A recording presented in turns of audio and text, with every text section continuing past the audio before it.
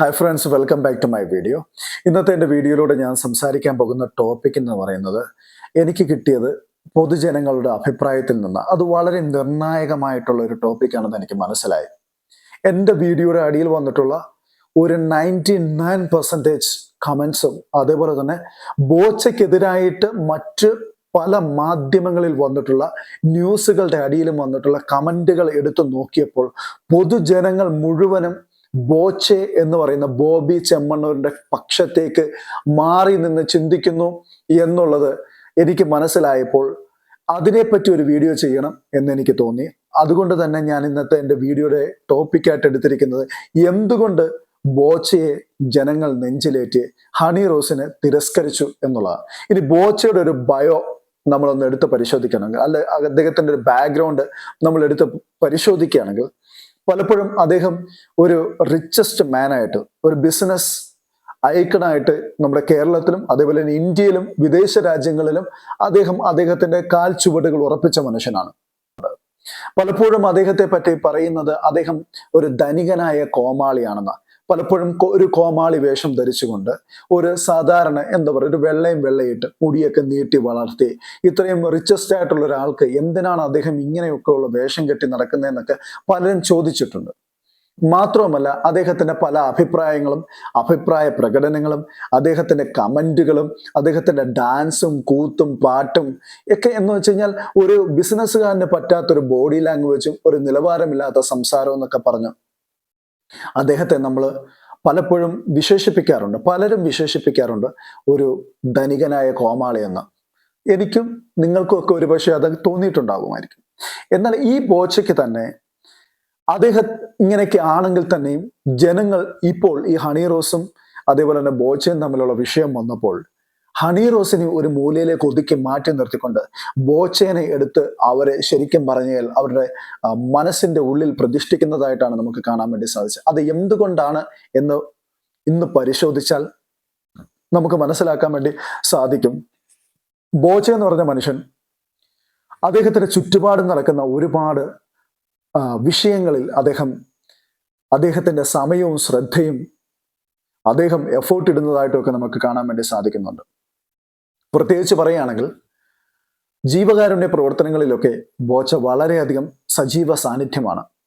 അദ്ദേഹം ഏൺ ചെയ്യുന്നതിൽ നിന്നൊരു ഭാഗം അദ്ദേഹം ജീവകാരുണ്യ പ്രവർത്തനങ്ങൾക്കും മാനുഷികമായിട്ടുള്ള പ്രവർത്തനങ്ങൾക്കും വേണ്ടി അദ്ദേഹം ചെലവഴിക്കുന്നു എന്നുള്ളത് പൊതുജനങ്ങളുടെ ഇടയിൽ അദ്ദേഹം ഒരു കോമാളി വേഷം ധരിച്ച് നടന്നാൽ പോലും അദ്ദേഹത്തിൻ്റെതായിട്ടുള്ള സ്ഥാനം അല്ലെങ്കിൽ അദ്ദേഹത്തിൻ്റെതായിട്ടുള്ളൊരു മുഖമുദ്ര പതിപ്പിക്കുവാൻ സാധിച്ചു എന്നുള്ളതാണ് എനിക്ക് പറയാൻ കഴിയുന്നത്. അബ്ദുൾ റഹ്മാൻ എന്ന് പറയുന്ന വ്യക്തി ഗൾഫിൽ അദ്ദേഹത്തെ ശരിക്കും പറഞ്ഞാൽ വധശിക്ഷയ്ക്ക് വിധിക്കുവാൻ വേണ്ടി ശ്രമിച്ചപ്പോൾ അവിടുത്തെ ഗവൺമെന്റും അതിന്റെ അധികാരികളും തീരുമാനത്തിലേക്ക് എത്തുമ്പോൾ ബോച്ച ഇവിടെ നിന്നും 1 കോടി രൂപ ആദ്യം അദ്ദേഹം തന്നെ കൊടുത്തുകൊണ്ട് ആ ബാക്കി വരുന്ന 33 കോടി രൂപയ്ക്ക് വേണ്ടി പൊതുജനങ്ങളുടെ മുമ്പാകെ കൈ നീട്ടുവാൻ ഇറങ്ങിത്തിരിച്ച അദ്ദേഹത്തിന്റെ മഹാമനസ്കത ഇന്നും കേരളക്കര മറന്നുപോയിട്ടില്ല എന്നുള്ളതാണ് വാസ്തവമായിട്ടുള്ള ഒരു കാര്യം. മറ്റു എത്രയോ വിഷയങ്ങളിൽ സമകാലികമായിട്ടുള്ള വിഷയങ്ങളിൽ അദ്ദേഹത്തിന്റെ ശ്രദ്ധ അദ്ദേഹം ചെലുത്തിയിട്ടുണ്ട്. വയനാടിൽ വളരെയധികം വലിയൊരു ദുരന്തമാണ്. കേരളത്തിൽ അല്ലെങ്കിൽ ഇന്ത്യയിൽ നമ്മൾ കേട്ടിട്ടുള്ള ഏറ്റവും വലിയൊരു ലാൻഡ് സ്ലൈഡ് ആയിരുന്നു മുണ്ടക്കൈ ചൂരൽമല എന്ന് പറയുന്ന പ്രദേശത്തുണ്ടായത്. അവിടെയൊക്കെയും അദ്ദേഹവും അദ്ദേഹത്തിന്റെ ടീമും വളരെ വ്യക്തമായിട്ടും ഒരുപാട് ദിവസങ്ങൾ ചെലവഴിച്ചുകൊണ്ട് അവിടുത്തെ രക്ഷാപ്രവർത്തനങ്ങളിൽ ഏകോപിപ്പിക്കുന്നതിനും അവിടെ വേണ്ടുന്ന സഹായ സാധനങ്ങൾ ലഭ്യമാക്കുന്നതിനുമൊക്കെയും ബോബി ചെമ്മണ്ണൂർ ഇന്റർനാഷണൽ എന്ന് പറയുന്ന അവരുടെ ഗ്രൂപ്പ് ഒത്തിരിയധികം പ്രയത്നിച്ചതും പ്രവർത്തിച്ചതുമായിട്ടുള്ള അനുഭവം എനിക്കുണ്ട്. അദ്ദേഹത്തെ കൊണ്ട് കഴിയുന്ന എല്ലാ കാര്യങ്ങളും സമൂഹത്തിന് വേണ്ടി ചെയ്യുന്നുണ്ട്. സമൂഹത്തിന് വേണ്ടിയിട്ട് അദ്ദേഹം ചെയ്യുന്ന കാര്യങ്ങൾ ഒരുപക്ഷെ അദ്ദേഹത്തിന്റെ പ്രശസ്തി അദ്ദേഹം അതിൽ നിന്ന് ആഗ്രഹിക്കുന്നുണ്ടായിരിക്കാം. അല്ല, മറുവശം പറയുകയാണെങ്കിൽ അദ്ദേഹം ജീവകാരുണ്യ പ്രവർത്തനത്തിൽ ഏറെ ഇഷ്ടപ്പെടുന്നു അല്ലെങ്കിൽ തൽപരനായിരിക്കുന്നു എന്ന് വേണമെങ്കിലും നമുക്ക് അനുമാനിക്കാൻ വേണ്ടി സാധിക്കും. അദ്ദേഹത്തിന് ഇതൊക്കെ ചെയ്യാതെ സ്വന്തം മക്കളുടെ പേരിലോ അല്ലെങ്കിൽ കുറച്ച് മറ്റേതെങ്കിലും അദ്ദേഹത്തിന്റെ ബിസിനസിന്റെ വിപുലീകരണത്തിന് വേണ്ടിയിട്ടൊക്കെ ചെലവഴിച്ചാൽ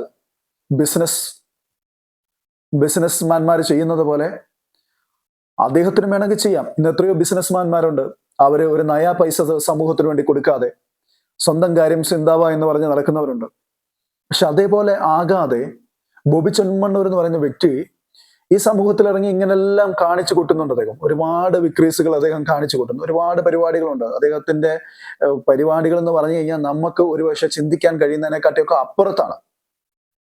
ഈ രീതികളിലെല്ലാം സമൂഹത്തിൽ ഇന്റർഫിയർ ചെയ്യുന്ന ഈ വ്യക്തി അദ്ദേഹത്തിന് ചെയ്യാൻ പറ്റുന്ന സമൂഹത്തിന് നല്ല കാര്യങ്ങൾ ചെയ്യുന്നു എന്നുള്ളത് നമ്മൾ എടുത്തു പറയേണ്ട ഒരു കാര്യമാണ്.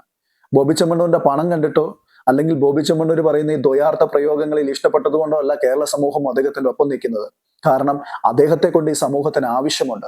അല്ലെങ്കിൽ കഴിഞ്ഞ കാലങ്ങളിൽ അദ്ദേഹം ഈ സമൂഹത്തിന് വേണ്ടി ചെയ്തിട്ടുള്ള നല്ല കാര്യങ്ങളെ പറ്റി ജനം നന്ദിയുള്ളവരാണ്. പൊതുസമൂഹം അതിനെ വിലയിരുത്തിയത് കൊണ്ടാണ് ഇന്ന് ഈ ഒരു വിഷയം ഹണി റോസ് ഉയർത്തിക്കൊണ്ട് വന്ന് ബോബി ചെമ്മണ്ണൂരിനെ ഒരു കുറ്റവാളി എന്ന പോലെ അദ്ദേഹത്തെ ജയിലിൽ അടപ്പിക്കാൻ വേണ്ടി അവർ പരിശ്രമിച്ചപ്പോൾ ജനം ബോബിയുടെ കൂടെ നിൽക്കാനുള്ള കാരണം അതാണ്. ബോബി ചെമ്മണ്ണൂരിന്റെ ഭാഗത്ത് കുറെ എൻ്റെ ഒരു പേഴ്സണൽ ഒപ്പീനിയൻ പറയുകയാണെങ്കിൽ അദ്ദേഹത്തിന്റെ ഭാഗത്ത് കുറെ പോരായ്മകളുണ്ട്. എന്തിനു വേണ്ടിയിട്ടാണ് അദ്ദേഹം ഈ ഒരു ദ്വയാർത്ഥ പ്രയോഗങ്ങളും കാര്യങ്ങളും ഒക്കെ നടത്തിയെന്ന് ചോദിച്ചാൽ ഞാൻ മനസ്സിലാക്കുന്നത് അദ്ദേഹത്തിന്റെ റെപ്യൂട്ടേഷൻ അദ്ദേഹത്തിന് മനസ്സിലായി ഇന്നത്തെ തലമുറയ്ക്ക് ആവശ്യമായിട്ടുള്ള കാര്യങ്ങൾ ഈ രീതിയിലുള്ള കാര്യങ്ങളാണ്. അപ്പൊ ഈ രീതിയിലൂടെ അതിനെ അപ്രോച്ച് ചെയ്താൽ കുറച്ചും കൂടി തനിക്ക് റീച്ച് കിട്ടും. തന്റെ ബിസിനസ്സിന് അതിലൂടെ തനിക്ക് ഒരു ബിസിനസ്സിന്റെ ഒരു ബൂം കിട്ടും എന്നുള്ളതാണ് അദ്ദേഹം ഇങ്ങനെ ഉദ്ദേശിക്കുന്നത്. നേരത്തെ അദ്ദേഹം ഈ തുടക്കകാലങ്ങളിൽ ഈ സോഷ്യൽ മീഡിയയിൽ സജീവമാകുന്ന കാലങ്ങളിൽ അദ്ദേഹം പലപ്പോഴും പറയുന്നതായിട്ട് കേട്ടിട്ടുണ്ട്. ഞാനിങ്ങനെയൊക്കെ കാണിക്കുന്ന എൻ്റെ ബിസിനസ് 4 ആൾ എന്നെ ശ്രദ്ധിച്ചാൽ എൻ്റെ ബിസിനസ്സിനെ അത് പോസിറ്റീവായിട്ട് ബാധിക്കുന്നു. അതെ, അദ്ദേഹം അതായിരിക്കാം ഒരുപക്ഷെ ഉദ്ദേശിക്കുന്നത്. എന്നിരുന്നാൽ തന്നെയും അദ്ദേഹത്തിന്റെ ഉദ്ദേശശുദ്ധി ഇങ്ങനെയൊക്കെ ആണെങ്കിൽ തന്നെയും സമൂഹത്തിൽ അദ്ദേഹം വയ്ക്കുന്ന ദ്വയാർത്ഥങ്ങൾ വരുത്തി വെച്ചിട്ടുള്ള ചില മിസ്അണ്ടർസ്റ്റാൻഡിങ്ങുകളും അതേപോലെ തന്നെ ചില ഒരു അസ്വാരസ്യങ്ങളും ഒക്കെ പലപ്പോഴും നമുക്ക് ഒരു അരോചകമായി തോന്നിയിട്ടുണ്ടാവും. എങ്കിലും ഒരു നാണയത്തിന് 2 പുറങ്ങളുണ്ടെന്ന് പറയുന്നത് പോലെ അദ്ദേഹത്തിന്റെ മറുപുറം എന്ന് പറയുന്നത് ജീവകാരുണ്യ പ്രവർത്തകനും അദ്ദേഹം ഒരു നല്ല സമൂഹത്തിന് വേണ്ടിയിട്ടൊരു നല്ല കാര്യങ്ങൾ ചെയ്യുന്ന വ്യക്തി ആയതുകൊണ്ട് തന്നെ മനുഷ്യർ അദ്ദേഹത്തിന്റെ ഒപ്പം നിൽക്കുന്ന ഈ വിഷയം വന്നത്. അതേസമയം ഹണി റോസിനെ ഒന്ന് എടുത്തു പഠിച്ചാലോ, ഒരു സിനിമാ നടിയാണ്. അതേപോലെ തന്നെ അവര് ഒരുപാട് ഉദ്ഘാടനങ്ങളും മറ്റു കാര്യങ്ങളും അവരുടെ ബാക്കിയുള്ള കാര്യങ്ങളൊന്നും അറിയത്തില്ല. എന്നെ സംബന്ധിച്ചിടത്തോളം എനിക്ക് ഇതൊക്കെയാണ് അറിയാവുന്നത്. അപ്പൊ ഞാൻ നോക്കിയിട്ടുള്ള അവർക്ക് കിട്ടിയ ഒരു പൈസ അവർ ഏതെങ്കിലും ഒരു ജീവകാരുണ്യ പ്രവർത്തനങ്ങൾക്ക് വേണ്ടിയിട്ട് ചെലവഴിക്കുന്നതായിട്ടോ അല്ലെങ്കിൽ സമൂഹത്തിന്റെ ഒരു ഉന്നമനത്തിന് വേണ്ടി ചെലവഴിക്കുന്നതായിട്ടോ ഞാൻ ഇന്ന് വരെ കേട്ടിട്ടില്ല. അതെന്റെ ഒരു അറിവുകേടാണെങ്കിൽ നിങ്ങൾ ക്ഷമിക്കുക. പക്ഷെ ഞാൻ അങ്ങനെ ഒരു കാര്യത്തെപ്പറ്റി കേട്ടിട്ടില്ല. അവർ ഏത് പ്രവർത്തനങ്ങളിലാണ് സജീവമായിട്ടുള്ളത്, പൊതുജനങ്ങൾക്ക് തൽപരമായിട്ടുള്ള ഏത് പ്രവർത്തനങ്ങളിലാണ് അവർ മുന്നിട്ടിറങ്ങിയിട്ടുള്ളത്, ഏതെങ്കിലും ഒരു സാമൂഹിക പ്രശ്നത്തിൽ അവർ ഇടപെട്ടതായിട്ട് എവിടെങ്കിലും നിങ്ങൾക്ക് കേട്ടുകേഴ്വിയുണ്ടോ? ഇല്ല, അങ്ങനെയൊന്നും എനിക്കില്ല.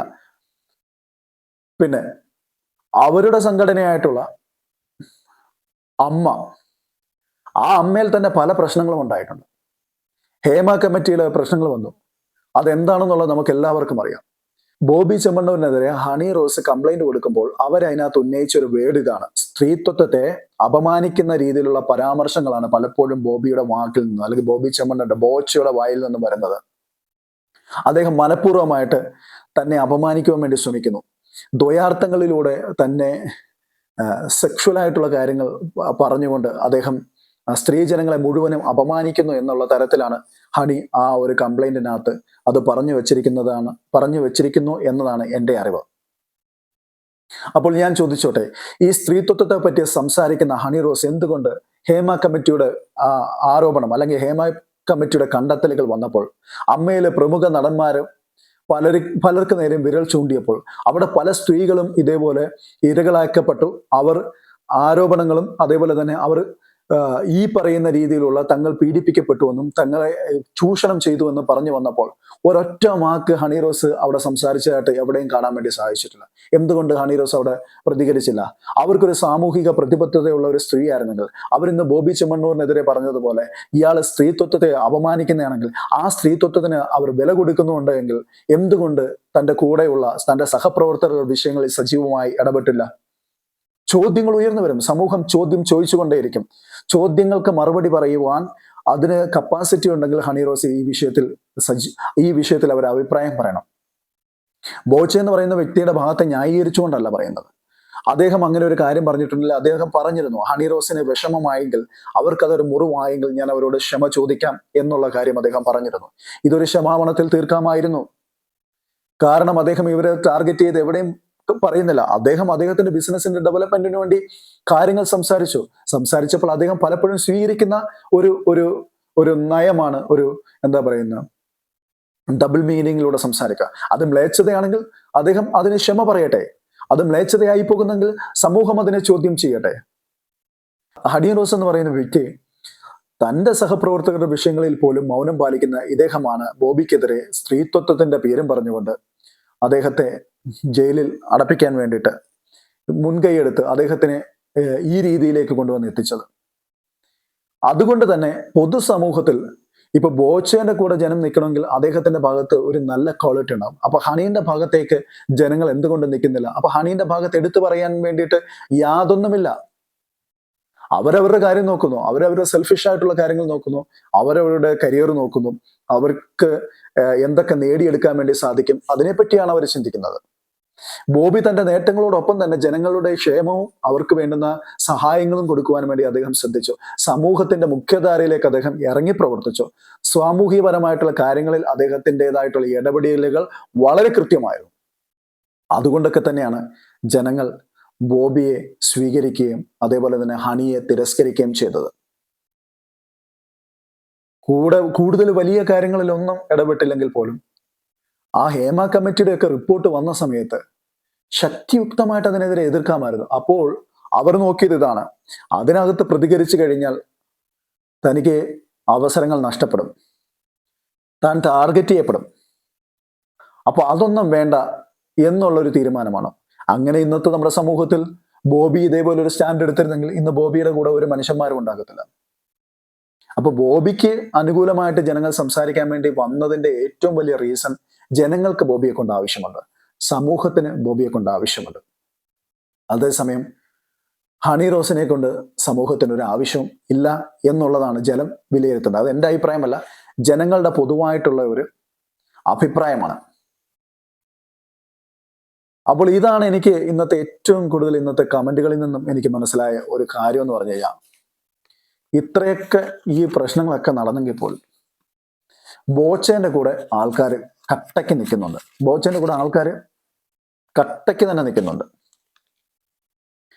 ബോച്ചേനെ പുറത്തു വന്നാൽ മാലയിട്ട് സ്വീകരിക്കാൻ വേണ്ടിയിട്ട് ആൾക്കാർ തയ്യാറായി നിൽക്കാന്നേ. ഇവരാരും ദ്വയാർത്ഥ പ്രയോഗങ്ങൾ ഇഷ്ടപ്പെടുന്നവരല്ല, നിങ്ങളത് പ്രത്യേകം ശ്രദ്ധിക്കണം. ബോച്ചേന്റെ കൂടെ എന്ന് പറഞ്ഞാൽ മോശപ്പെട്ട സ്വഭാവമുള്ളവരൊന്നും അല്ല.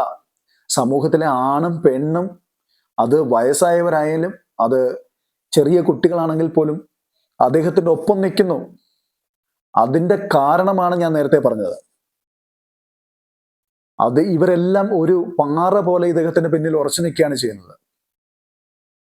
ഹണി റോസിന് കൃത്യമായിട്ടുള്ള വിമർശനങ്ങളും വരുന്നുണ്ട്. സമൂഹത്തിന്റെ മുഖ്യധാരയിലുള്ള പലരും ഹണി റോസിനെ വിമർശിച്ചുകൊണ്ട് മുമ്പോട്ട് വരുന്നുണ്ട്.